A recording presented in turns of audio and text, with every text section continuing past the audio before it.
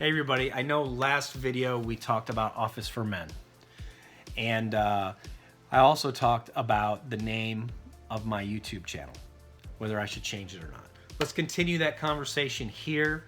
If you guys have any opinions on the name of the channel, go ahead and in the comments. Is it a stupid name? Is it okay, or is it catchy? It doesn't matter. All right, because I've just been watching a lot of YouTube videos recently, and everybody has these, pretty much basic names, gent cents, 505 cents, dollars and cents, whatever reviews, and a gentleman's journey, and everyone's got all these channels that actually say something. The only other one I think that is even close to something like what is that, kind of like my channel, is Cuba No. But we all know what Cuba knows, because he talks about it all the time. So with that said, I want to move along. I have gotten some fragrances lately that I have not showed you guys. And yes, so I picked 2 up from Fragrance X again, and I got 2 more from Fragrance Net again, and then I picked up 2 more today from a TJ Maxx stop. Now this is the same TJ Maxx that I saw a Bond number 9, Ches Bond. I think that Che-Bon or whatever is how it's pronounced. It was $130 and I let it slide. I didn't get it. Someone else must have picked it up because it wasn't there today. But what was there today was Commodity Nectar. So this really intrigued me. And the presentation of this box is so lovely. And these are simple. Like, look. I mean, they're nice. And they just dropped something. Oh. It's a little booklet. It comes with it. And in this booklet, we have the breakdown of the notes.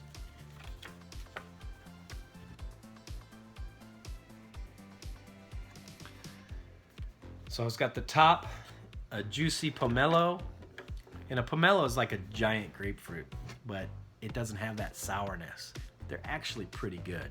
You can straight up eat them with a spoon. They are delicious.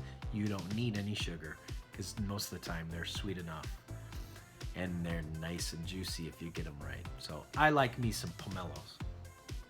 Italian tangerine, bergamot in the top. Middle has neroli, honeysuckle, cedarwood, and the base has orange blossom, liquid musk, and vetiver.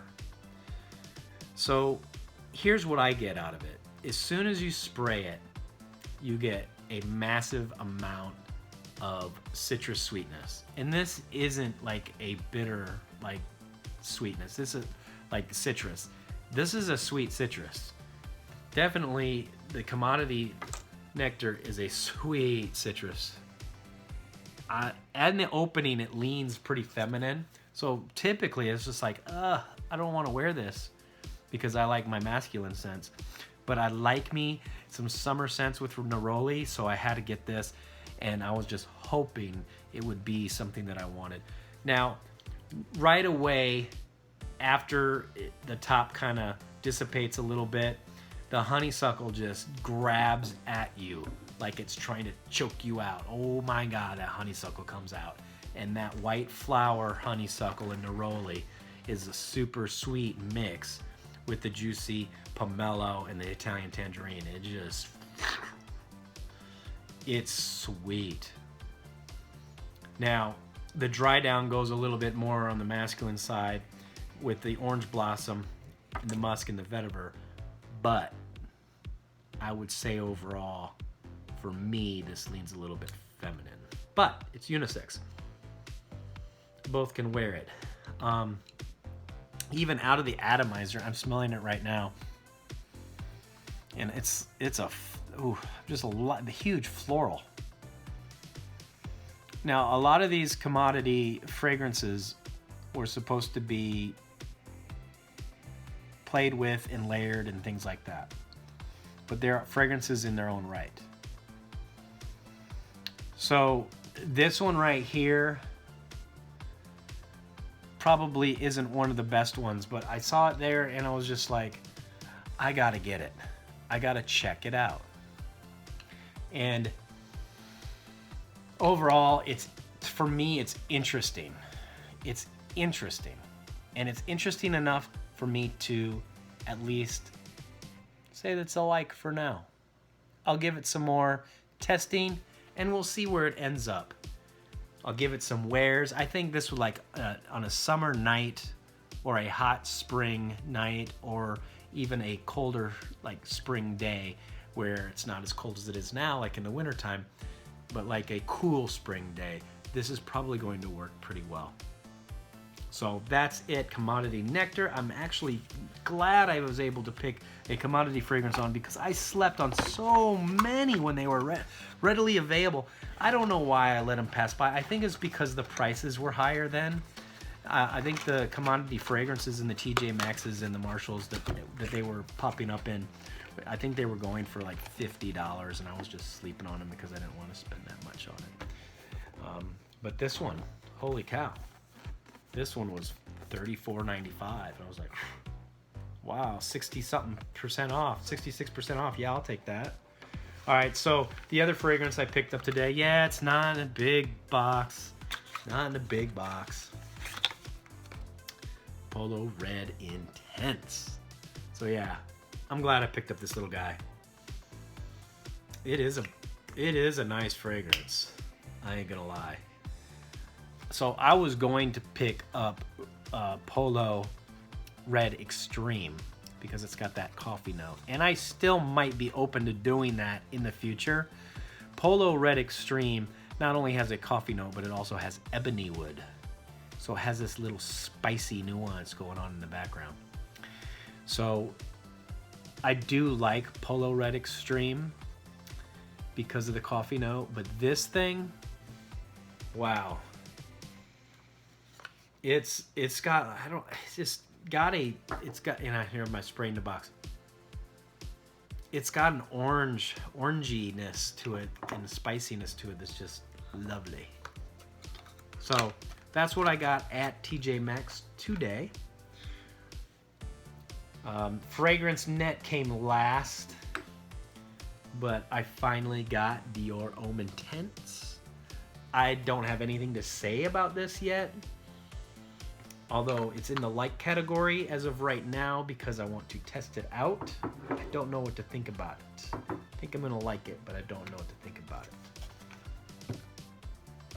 And along with that became Bulgari Man in Black. I have already smelled this before. I like it a lot. It is in the light category. It could potentially move to the love. Right now it might have to compete with Viktor & Rolf Spice Bomb Extreme for that slot up in the love category. But it is definitely one that I love. It is a mature scent.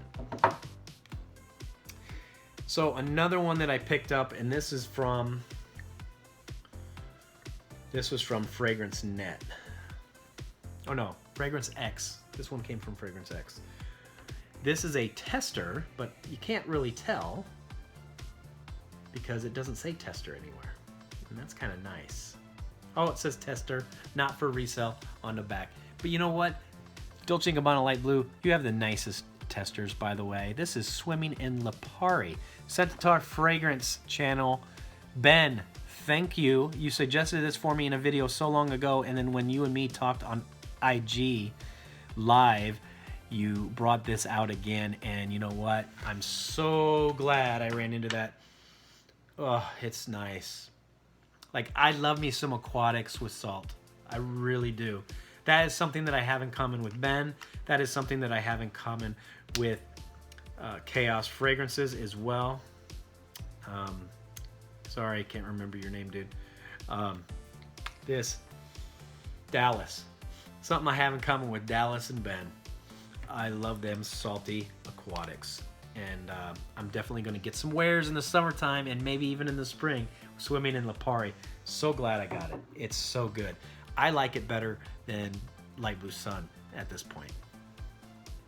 So along with that, I took a dive and blind bought.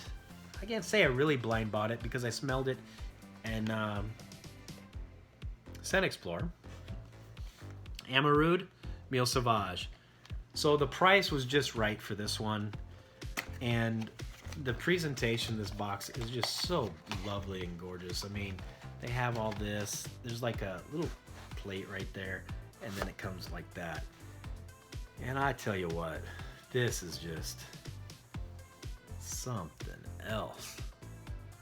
This fragrance though, it says it's unisex, but I don't know what to think about it. It's a little bit weird to my nose.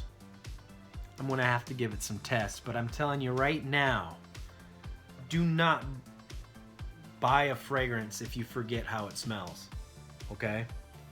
Because I'm seeing there's like, I remember from Scent Explorer that everything that I smelled of Amarud was good. Well, the nose changes a little bit over time. And I'm telling you, this is good. I just don't know if it's meant for me. And I think Oud Tabak would be something that would be meant for me. But as of right now, I'm less open to blind buying. And it's not a blind buy, I smelled it before, but I'm less open to go into a purchasing decision with a niche fragrance without giving it a lot more sampling and wear. And I didn't wear it, but I did smell it. But I smelled it on a piece of paper. So this on skin, my skin, I'm kind of meh with it. So out of all the fragrances, I'm even more open to this, probably because of the price. But of all my other fragrances, I like them. This one isn't a like, it's a meh at this point. That puts it in the dislike category. But I will not grade this until I give it some more honest wear, because fragrance is very subjective, and this bottle of Amarud Mille Sauvage just might be up for sale someday. But I gotta test it first. And I don't exactly know how much I'm going to use of it, because I don't think you can tell how much juice is left in the bottle. All right, guys. That is a fragrance haul from 3 different places, but that's what I got in the last several week and a half, 10 days. And I am planning another purchase with Fragrance Net that's gonna be a little bit bigger. It'll be my last one. I'm planning on getting my winter banger list out there. And it's gonna be my top 10 for winter, but it's going to be, I'm gonna have a caveat on that. It's not what I'm going to wear for the winter, it's what I'm currently wearing for the winter. All right, some of you follow me on Instagram and notice that I haven't been putting my scents of the day on as much. Well, it's because of this video. I kind of want some of it to be a surprise, but some of you already know some of my favorites that are probably gonna be on the list anyway. But yes, that top 10 list is coming soon. I did make a top 10 list before winter actually started, but I got some new fragrances in and I didn't feel comfortable putting that in as a video just yet. So please subscribe if you haven't subscribed. If you like this content, hit that notification bell so that you will be notified when I finally upload another video. And I am trying to be more consistent. What I do is I film some videos throughout the week, and then I try to post them as I go along. So I'm doing what I can right now. I'm new to this YouTube game, and I'm trying to bring everyone along for the ride. And the next thing that I'm planning on doing is probably grabbing some fragrances from my collection, bringing them out and rating them, and how I would place them in online on my Fragrantica account. And most of them that I grabbed, most of these are already on my account on Fragrantica, but there's some that aren't on there. And I gotta be quite honest with you. with the English Laundry fragrances. I kind of fell out of love with those. And I know, Ross, you're going to be upset at me because you really like a couple of them. Riviera's still good. And I only have a little sampler, 5 milliliter of Cambridge Night. I'm going to give that one some wears in the summer. And I think what I'm going to end up doing is getting Invictus. It's probably what I'm going to end up doing. I sprayed today when I went to Kohl's after I came back from TJ Maxx, and I sprayed Eternity Flame on my hand, and it doesn't last a long time. I'm not like super impressed with it, but it's got that vibe that I got from Invictus Legend, and it's that amber note, that amber aquatic-y type vibe, and it's sweet, and it kind of goes into that little teenager style fragrances, but that's something that I don't really have in my collection right now. I have a Zorro Wanted that kind of fills that niche, but we'll see. I am definitely open to getting some more Paco Rabanne because I do like me some Paco Rabanne, and Invictus. Some of the Invictus might end up becoming a part of this hutch right here behind me in this display. We got the Terry Mugler Dolce & Gabbana, Chanel down here, and then I got a mix of other things. Guerlain's up there.